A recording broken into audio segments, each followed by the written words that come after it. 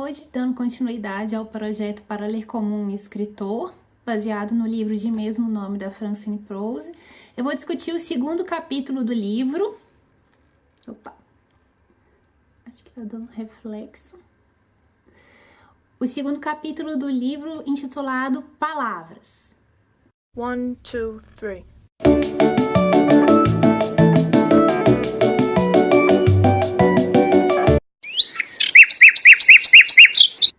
Eu resumi as linhas gerais do primeiro capítulo do livro no vídeo anterior, que foi o primeiro vídeo do projeto, e o primeiro capítulo se chama Leitura Atenta.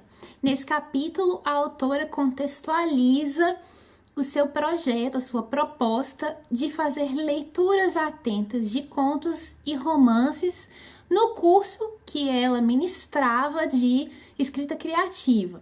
Então, hoje eu começo o segundo capítulo, em que a autora se debruça nas palavras, na análise do uso das palavras por cada um dos escritores. Ela vem sublinhar a necessidade de o leitor se deter em cada palavra, ir mais devagar, ler cada palavra atentamente. Como um músico lê as notas de uma sinfonia de forma atenta, também o leitor e o escritor deve se deter na forma como uma palavra e no motivo pelo qual uma palavra foi utilizada em determinado texto. Então, o leitor tem que ir direto no material cru do autor, que são as palavras individuais que ele escolheu. E a Francine Prose lembra que cada palavra usada num parágrafo, por mais simples que ela possa parecer, na verdade, quando o escritor é bom, aquela palavra é fruto de uma escolha, é o produto de inúmeras deliberações daquele escritor. Então, a habilidade do escritor está na habilidade justamente de fazer essa escolha criteriosa das palavras a serem usadas naquele texto. E ela vem se perguntar qual tipo de informação cada palavra atribui a um determinado texto. Por que o escritor escolheu uma palavra em detrimento de outras palavras possíveis, outros sinônimos? E o primeiro texto que a Francine Prose analisa para discutir a temática do uso das palavras é o conto da Flannery O'Connor, É Difícil Achar um Homem Bom. Vocês encontram esse conto numa publicação da Cossack, que publicou todos os contos da Flannery O'Connor. E esse, na minha opinião, é um dos melhores contos dela. E a Francine Prose vem analisar já de cara a primeira frase desse conto, que é uma frase absolutamente banal, uma frase declarativa.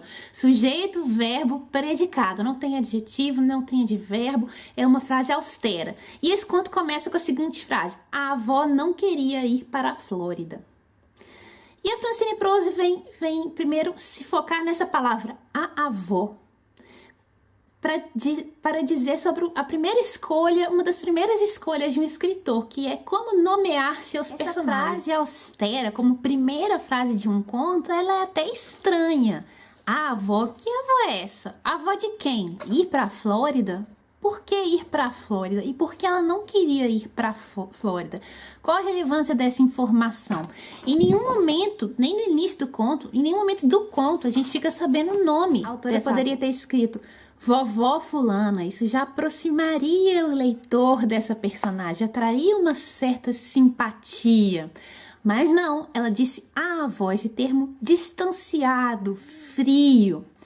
A autora poderia ter simplesmente dado um nome para a personagem, fulana de tal. Isso já daria uma cara para a personagem. Ela não fez isso. Por que a autora escolheu essa palavra tão fria para definir essa personagem? Porque a autora não deu um nome para essa personagem. Primeiro, quando você chama a personagem de a avó, você a reduz ao papel naquela família. Ela é simplesmente a avó, ela não é nada mais. Outra questão, você reduz a personagem a um papel arquetípico. Ela é um arquétipo, ela é a avó, ela não é uma avó fulana, beltrana, ciclana, não. Ela é a avó sem nome. Por que ela não quer ir para a Flórida? Bom, então a história do conto é a seguinte: a família ia viajar, nós temos o pai, a mãe e duas crianças e a avó que morava com eles. A família ia viajar para a Flórida e a avó queria ir para outro lugar, para encontrar com conhecidos que ela tinha em outro lugar. mas ela não tinha nenhum poder de escolha naquela família. Ela não era praticamente nada naquela família. Ela era simplesmente a avó. Ninguém prestava atenção nela, nem nos desejos dela, ninguém prestava atenção no que ela dizia. Isso já é uma característica da personagem que é trazida diretamente pela palavra que a Francine Prose escolheu para defini-la no início da primeira frase. Ela é simplesmente a avó, uma pessoa sem desejos, uma pessoa que está lá só para cumprir seu papel naquela família e mais nada. Respeitada pelos netos, o filho a ignora completamente e a nora também. Então essa é simplesmente a avó. Ela quer viajar para um lugar, mas ela sabe que ela não vai, porque ela tem que seguir os desejos do restante da família. Eles querem ir para a Flórida. Na primeira cena do conto, a avó tenta convencer o filho a não ir para a Flórida, ir para outro lugar que ela queria visitar. E aí, como argumento, ela pega o jornal que tinha uma notícia de um criminoso que tinha fugido recentemente da cadeia e estava indo em direção, suspeitava-se que ele estava indo em direção à Flórida. Aí ela mostra pro filho e fala, olha só, esse criminoso, ele se chamava The Misfit, ele tá indo pra Flórida. Se eu fosse você, eu não iria pra Flórida com a minha família, com as minhas crianças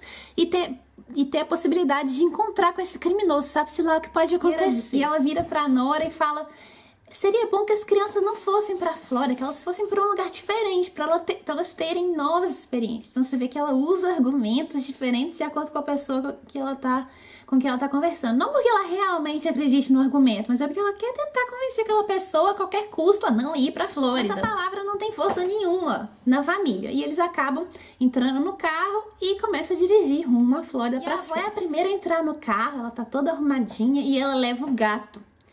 E aí a gente já começa a perceber que essa avó, ela tem medo de acontecer uma tragédia. Então tudo ela acha que vai acontecer uma tragédia. Então ela leva o gato para viagem porque ela acha que se ela não levar, o gato vai sufocar, vai morrer sufocado.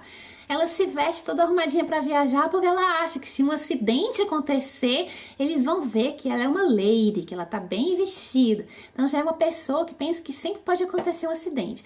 E esse vai ser um dado fundamental na narrativa. Tanto essa característica dela de sempre temer um acidente, como o fato de ela ter trazido o gato na viagem. E aí eles estão viajando. É uma viagem normal de uma família no carro, as crianças brincando, tentando ocupar a sua atenção. E eles param num restaurante para comer. E lá a avó começa a conversar com o dono do restaurante, falar, tá difícil achar um homem bom, olha esse caso do The Misfit que tá indo pra Flórida, esse criminoso e tal. E eles começam a falar da derrisão moral na sociedade norte-americana. Hoje em dia a gente não pode confiar mais em ninguém, a gente tem que trancar a casa, senão vem um ladrão e rouba tudo. Esse é um outro dado fundamental na narrativa, essa frase, é difícil encontrar um homem bom, que é uma frase que dá título a esse conto e dá título também ao livro que reuniu os contos é um dos livros que reuniu os contos da Flannery. O que a gente nota no decorrer dessa narrativa é que nenhum dos personagens dessa família, nem as crianças, nem a esposa, nem o marido, nem a avó, são simpáticos. O leitor não cria esse laço de simpatia por nenhum personagem. Eles não são heróis, eles não são pessoas ambíguas, interessantes. Eles são pessoas superficiais, mal educadas, egoístas e um pouco hipócritas. Então ninguém é herói naquela família, que supostamente é a boa família, a família católica, a boa família de classe média. Especialmente a avó, nós vemos que ela é racista, ela faz comentários racistas ao ver negros na rua, ela é hipócrita e ela se diz cristã, ela se diz católica e ela fica tentando passar lição de moral em todo mundo ali naquela família. Ao mesmo tempo, ela é uma personagem extremamente sozinha, ninguém presta atenção nela. Então, e isso é ambíguo, porque ao mesmo tempo que ela é sozinha, ela tenta chamar a atenção das pessoas da família dela. E ela não consegue chamar a atenção e ela faz birra. Ela é uma personagem que, por um lado, é egoísta, mas é egoísta para chamar a atenção dos outros, porque ela é muito sozinha. E aí, eles saem do restaurante, entram no carro novamente e continuam a viagem. Aí a avó olha pela janela assim e acha que reconheceu uma casa que ela conhecia quando ela era jovem, uma casa da região. E ela começa a falar, eu queria voltar e ver essa casa de novo. Nessa casa tem a história de que a prataria da casa tá escondida lá e a gente podia procurar. E ela começa a contar essa história assim, um pouco romanceada, para influenciar as crianças, para que elas peçam pro pai para eles passarem naquela casa. E as crianças começam a achar curioso, não, uma prataria, um tesouro, né? A gente vai encontrar o tesouro.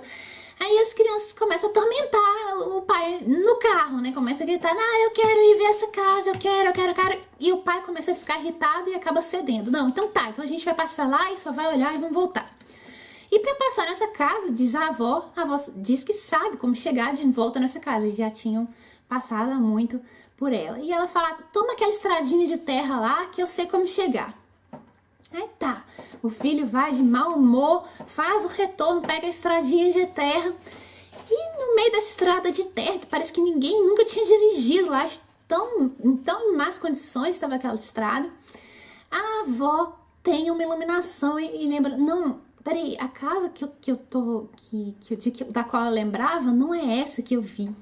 A casa da qual eu lembrava fica em outro estado, não é essa. Então ela só pensa isso, ela não fala. Mas ela leva aquele susto. Nossa, a gente tá indo para um lugar que não é o que eu pensei que a gente tava indo. Ela leva aquele susto, aí ela move no carro e o gato que tava no colo dela pula no ombro do filho dela que tava no volante e acaba causando um acidente. O carro capota. E eles saem, assim, ninguém morre, mas eles saem meio atordoados, meio nervosos, um pouco machucados do carro. E as crianças começam a gritar, a gente teve um acidente, a gente teve um acidente. Chega um carro passando devagar, olhando pra eles, assim, naquela estrada erma, só tinha mato em volta. Chega o carro olhando devagar com 3 homens. Aí eles olham, as crianças gritam, a gente teve um acidente, assim, meio pra pedir ajuda. O carro para, saem 3 homens armados de lá.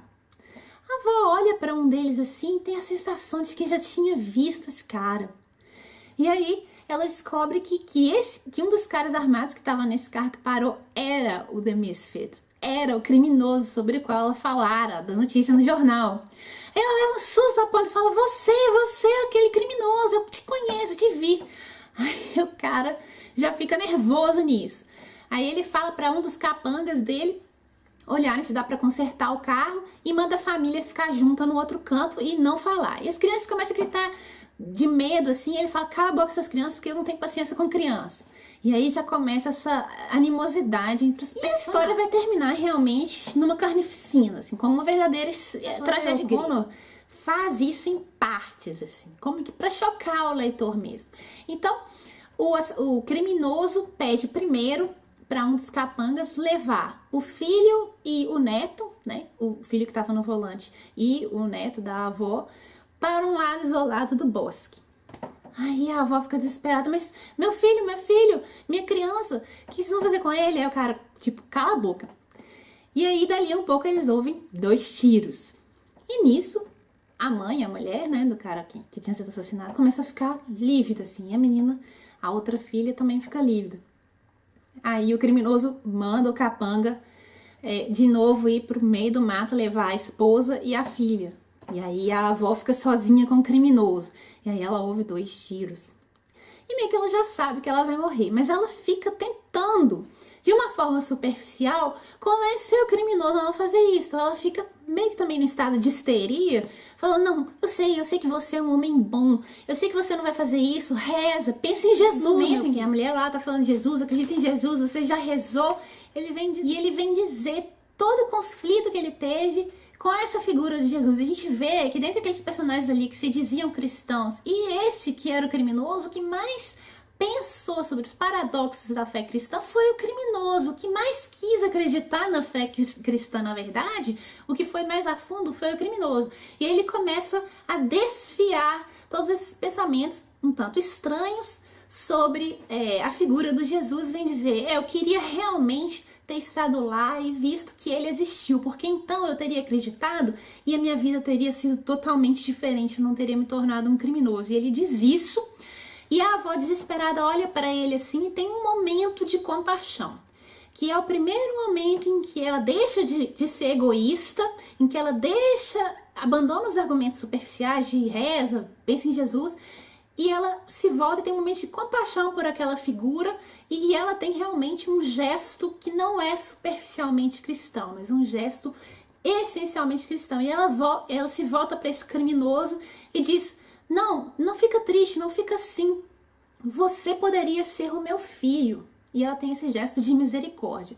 Quando ela faz isso, ela toca o ombro do assassino. E quando ele é tocado, o criminoso leva aquele susto assim, dá 3 tiros nela. Então, apenas quando está para morrer, ela tem esse gesto de compaixão de sair de si mesma. E aí o assassino vem dizer, não, se ela tivesse tido todo dia na vida dela um cara ameaçando de dar um tiro, aí sim ela teria sido uma boa cristã. Isso é uma frase do assassino. Tem uma outra boa frase, quando a avó ainda tá naquela cena de histeria, tentando usar de qualquer tipo de argumento superficial para convencê-lo, ela usa desde o argumento, não reza, você pode ser uma pessoa boa, se volta para Jesus, até o argumento, eu posso te dar todo o dinheiro que eu tenho, mas não me mata. Então, argumentos de níveis diferentes de importância. E quando ela diz isso, o assassino vem dizer, eu nunca conheci nenhum corpo que tenha dado uma gorjeta pro seu assassino. Aí ela começa a ficar desesperada. Alguns pontos são interessantes pela figura do Misfit. Primeiro, ele vem explicar por que ele se chama Misfit. Porque quando ele foi preso, ele não se lembra o motivo pelo qual ele foi preso. Ele foi acusado de matar o próprio pai, mas ele disse que ele não fez isso, que o pai morreu de uma doença. E ao mesmo tempo, ele não disse que ele é inocente. Então ele foi acusado porque as pessoas tinham um processo contra ele. Foi acusado injustamente. E aí o castigo que eu sofri não se encaixa naquilo que eu fiz. E daí eu me chamo Misfit. Eu fui injustamente punido. Outro aspecto interessante da figura desse criminoso é que ele pode ser visto como um anjo da misericórdia. Um anjo da misericórdia que finalmente consegue unir aquela família totalmente separada. No momento da morte, eles conseguem se unir. E é aquele que pode ser visto como um que teve um ato de compaixão, no seguinte sentido. O único momento em que a avó foi realmente boa foi o momento em que ela estava para ser morta. Então ele deu esse tiro de misericórdia. O cristianismo da autora, a Flannery O'Connor, era uma autora cristã, mas não uma autora dogmática. Ela tem um olhar crítico sobre o discurso superficial cristão. E ela vem retratar na história justamente o conflito entre aqueles que se dizem bons e aquele considerado mal, que na verdade é o que mais pensou sobre o cristianismo. Então é aquele que realmente teve conflitos internos. Ela vem fazer, e não só nesse conto como em outros contos, ela ataca uma visão superficial do que seja o bom cristão.